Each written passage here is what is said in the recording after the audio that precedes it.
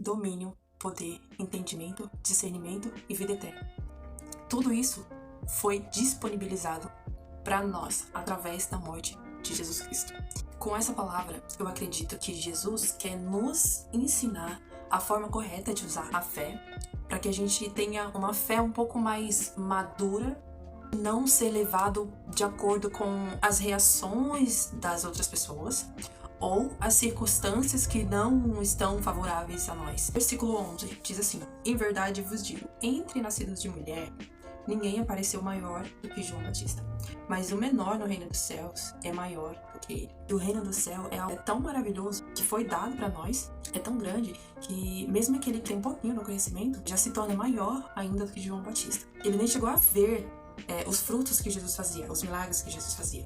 Ele ouviu falar na cadeia e pediu para os seus discípulos irem perguntar se ele era realmente o Messias ou se ele deveria esperar outro. Então Jesus falou, fala para João que os cegos veem, que os surdos ouvem, que os coxos andam e tudo mais. Aí no versículo 12 diz assim: desde os dias de João Batista até agora, o reino dos céus é tomado por esforço, e os que se esforçam se apoderam dele. Até João, o reino do céu era para aqueles que eram separados. Todos os profetas de João para trás, eles eram consagrados a Deus.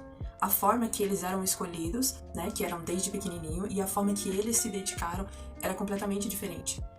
Hoje, o reino de Deus, os poderes que ele disponibilizou, o entendimento, o discernimento, a graça, o domínio, é tomado por esforço, jejum, oração, é luta, é dedicação a Deus, ao reino de Deus, a conhecer a palavra, ter o conhecimento dos domínios. Tantos domínios, né, foram disponibilizados para nós que a gente não sabe nem da metade. A gente só precisa conhecer para poder ter uma posse. E isso precisa de esforço. E no 16 fala assim: mas a quem hei de comparar esta geração? É semelhante a meninos que sentados nas praças gritam aos seus companheiros: nós tocamos flautas e não dançastes, entoamos lamentações e não pranteastes. Que a nossa fé tá assim: Deus tocou no meu coração para abrir uma empresa, mas ninguém aplaudiu, ninguém me apoiou, então não vou abrir.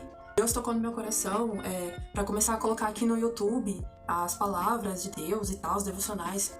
Eu coloquei os vídeos aqui, mas ninguém deu glória a Deus lá do outro lado, então não vou colocar não. Essa tá sendo a nossa fé, e isso é errado. O reino do céu é algo tão poderoso, tão grande, e a gente tá se comportando como criança, sendo que tem tantos e tantos domínios pra gente desfrutar e a gente não tá desfrutando disso. A palavra que Jesus fala: quem tem, lhe será dado, e quem não tem, até o que pensa que tem, lhe será tirado. Ele está falando justamente do conhecimento do reino do céu. Que se a gente tem o conhecimento de tudo que a gente tem, de tudo que a gente pode, tudo vai ser acrescentado na nossa vida em abundância, sabe? Mas se a gente não tem esse conhecimento, tudo aquilo que a gente até pensa que a gente pensa que tem uma coisa que tem outra, isso tudo vai sair, a gente vai perder, vai ser tirado de nós, porque com a falta de conhecimento, essas coisas vão embora. O reino do céu é algo muito poderoso que Deus deixou pra nós e a gente precisa desfrutar disso. A gente precisa conhecer e desfrutar disso. E isso é com muito esforço, sabe? Em outras versões, fala assim: o reino dos céus é tomado por violência, sabe? Então a violência é sangue frio, de você ligar a sua natureza, o seu sentimento. Sentimentos influenciadores ao desânimo,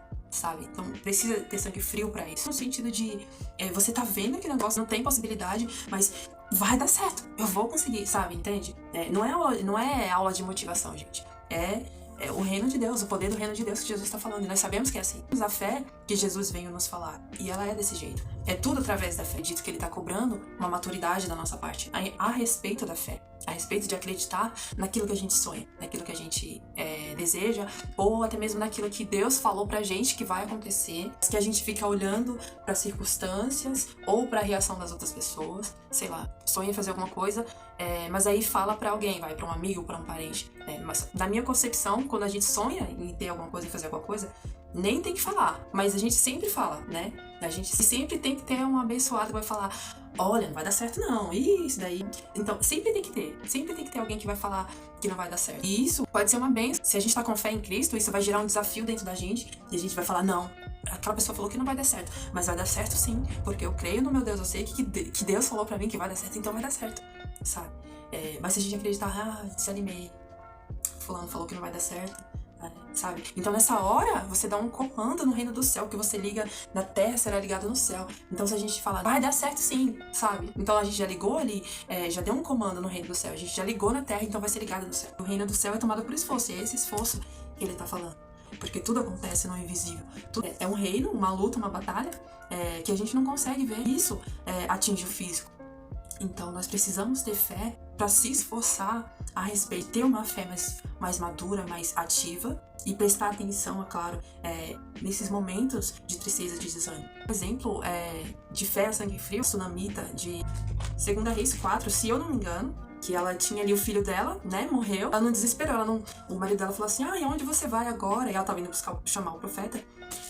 O que tá acontecendo e tal? Ela, não, tá tudo bem. E o filho dela tava morto lá, no quarto. E ela, a sangue frio, não falou nada com ninguém, foi buscar o profeta. Então, esse é um exemplo de fé a sangue frio, que ela não deixou aquele sentimento de desespero fazer com que ela desanimasse, entende? Pois veio João, que não comia nem bebia, e dizem, tem demônio. O João Batista, eu acredito que seja um exemplo, assim, de fé a sangue frio, porque a forma que ele se vestia não era nenhuma roupa, aquela roupa costuradinha, não era, sabe, aquela coisa bonitinha.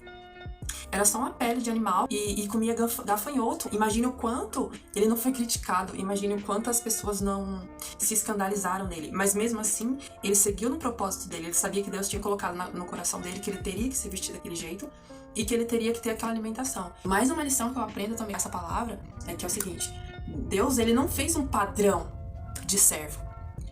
Cada um tem a sua característica e ele usa todos de uma forma. Não tem um padrão, esse daqui é o tipo de roupa de gente que Deus escolheu. Só terno, sabe? Só cabelão grandão. Não, gente. Deus, ele usa todos de todas as formas. Entende? Então, aos olhos de muitos, isso daí não são características de um homem de Deus. Isso são características de um homem demoniado. O cara veste pele de animal e come gafanhoto. Não, isso é demônio.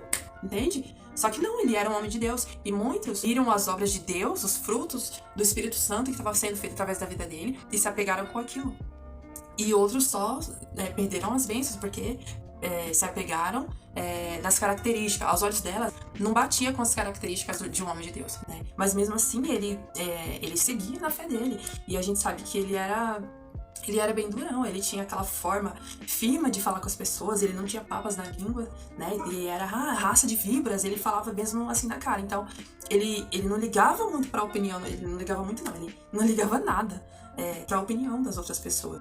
Aí no 19, veio o filho do homem, que come e bebe e dizem, eis aí um glutão, bebedor de vinho, amigo de publicanos, mas a sabedoria é justificada por suas obras. Então eu acredito também que a mensagem aqui pra gente também não se escandalizar. Por exemplo, imagine que um ministro, alguém que ministra vai na nossa vida. A gente vê aquela pessoa como um homem de Deus, como um pastor que nos ajuda na nossa vida espiritual, por exemplo. Mas aí, de repente, a gente vê essa pessoa, esse pastor, esse ministro, fazendo alguma coisa que aos nossos olhos não é tão certo assim de se fazer. E aí a gente acaba falando assim, mas eu vou acreditar na palavra dele? Eu tô vendo ele tomando vinho lá, e eu não vou acreditar não. Então a gente acaba o quê? Perdendo a bênção. Eu digo isso também porque na minha concepção, um pastor nunca deve tomar vinho, entende? Mas aqui tá falando assim, que Jesus tomava vinho. Então, eu creio que Jesus tá falando assim, ainda que o pecado, que o erro que aquela pessoa esteja cometendo seja algo que você de nenhuma forma considera certo, você precisa identificar somente os frutos do Espírito Santo que está vindo através daquela pessoa. Muitos não foram abençoados, porque eles se escandalizaram porque Jesus bebia vinho. Perderam tudo que Jesus tinha feito de bom ali, milagre, cura, várias transformações, quantas e quantas obras lindas Jesus não fez, e eles não foram abençoados porque eles pegaram só aquilo que aos olhos deles não era certo. Então eles só pegaram com aquilo. Então eles só ficaram com aquilo. Então não tiveram bênção nenhuma. A gente tem a opção de prestar atenção no tropeço dela e de prestar atenção no fruto. O que a gente prestar atenção, a gente vai obter na nossa vida. O tropeço e o erro da pessoa, a gente deixa de lado. A gente tem que identificar somente os frutos do Espírito Santo na vida da pessoa. Seja lá de quem for. Até porque hoje, todo ministro, todas as pessoas que levam a palavra, tanto a que prega quanto a que escuta, todos nós só temos o que temos porque nos foi dado pela graça, através da morte de Jesus. Então não é porque aquela pessoa é mais santa ou porque aquela pessoa, sabe, foi escolhida e tal. Tem algumas pessoas que se santificam mais, que buscam mais, mas isso está disponível para todo mundo. Então é claro que aquela pessoa que busca mais, ela vai ter mais de Deus, é lógico, porque foi dado pela graça. entende? E é uma pessoa que vai errar, nós precisamos entender isso. E que a gente não tem que se apegar no erro da pessoa. A gente precisa apegar apenas na obra do Espírito Santo que foi feita por Deus através da vida daquela pessoa. Em todos esses exemplos, há uma imaturidade de fé.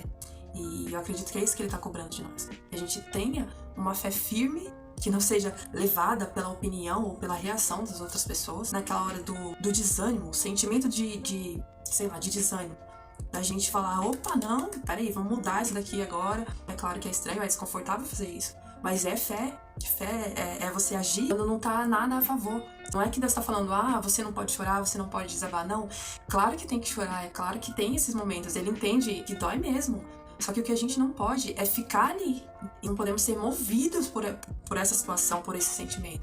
A gente precisa ter maturidade de fé e acreditar que uma hora ou outra vai melhorar, porque vai melhorar. Nós temos experiência com Deus, sabe? Não é um achismo, não é eu acho que vai acontecer, eu acho que Deus vai fazer. Não, nós temos experiência, a gente conhece o Deus a quem a gente serve, a gente sabe que Ele vai fazer. Mas em relação a esse peso, esse desânimo, Ele fala bem assim, no 28. Vinde a mim, todos os que estáis cansados e sobrecarregados, e eu vos aliviarei. Tomai sobre vós o meu jugo e aprendei de mim, porque sou manso e humilde de coração, e achareis descanso para a vossa alma, porque o meu jugo é suave e o meu fardo é leve. Que ele é o único que nós podemos aprender. E que todo o peso que nós sentimos, aquele peso que quando a gente não aguenta, a gente não sabe o que fazer, aquele desespero na hora de uma notícia ruim, ou sei lá, diante de uma notícia de traição, enfim, que a gente possa descarregar esse peso em Jesus, porque só Ele pode fazer isso, Ele mesmo fala. Vinde a mim, vós que estáis cansados e sobrecarregados.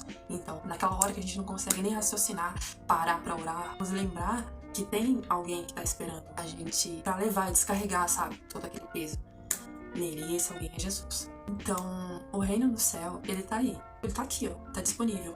Então, a gente que tem que buscar e lutar pra obter. Possamos ser mais frio diante daquele sentimento de tristeza, de frustração. Que a gente possa ser frio naquela hora e falar, não aceito você esse sentimento. Em nome de sei que vai dar certo, sabe? E dar uma ordem ali no reino do céu, dar um comando. E que a gente liga aqui na terra vai ser ligado no céu. Seja lá quem for, que a gente possa prestar atenção apenas no fruto do Espírito Santo que está sendo disponibilizado por Deus através da vida daquela pessoa. A gente possa se esforçar cada vez mais para tomar posse desse reino tão maravilhoso e tão grandioso que foi deixado para nós. Através da graça, misericórdia de Deus, através da crucificação de Jesus, que é o reino do céu. Temos muito, muito ainda para tomar posse. Nós precisamos ter o conhecimento, porque tudo já foi dado, tudo já foi feito, é tudo consumado. E lembrar que quando a gente precisar de amparo, sabe, de alguém para descarregar o nosso peso, Jesus vai estar sempre esperando por nós. Senhor, nós te agradecemos pelo entendimento desta palavra. Creio que o Senhor está provocando em nós o interesse de buscar por amor a tua palavra e cumprir as tuas leis, leis do teu reino, que cumpre a tua vontade, que é boa, perfeita e agradável. A tua palavra diz que o teu povo perece por falta de conhecimento, mas creio que a partir de hoje o teu reino é manifestado em nós, de dentro para fora, fortalecendo a nossa fé e nos livrando nos dias de angústia. Pai, desde já nós te agradecemos em nome de Jesus.